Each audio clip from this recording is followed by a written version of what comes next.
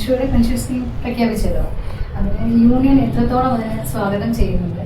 നമ്മുടെ ആത്യന്തികമായ ലക്ഷ്യം പഴയ പെൻഷൻ പദ്ധതി പുനഃസ്ഥാപിക്കണം എന്ന് തന്നെയാണ്. അതിൽ നിന്ന് നമ്മൾ പുറകോട്ട് പോകുന്ന പ്രശ്നമില്ല.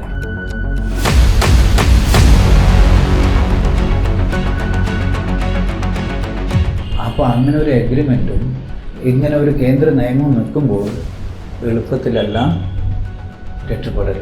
അതുകൊണ്ടാണ് നമ്മൾ പറയുന്നത് രക്ഷപ്പെടണമെങ്കിൽ എന്ത് പിൻവലിക്കണം, നിയമം പിൻവലിക്കണം എന്ന് പറയും. 29 വർഷം ഒരു ദിവസം എന്നുള്ളത് നേരത്തെ 2019 ഓർഡർ ഇറങ്ങിയിട്ട് ലീപ് ഇയർ വരുന്നതനുസരിച്ചിട്ട് ആ ഓർഡർ ക്യാൻസൽ ആയിരുന്നു.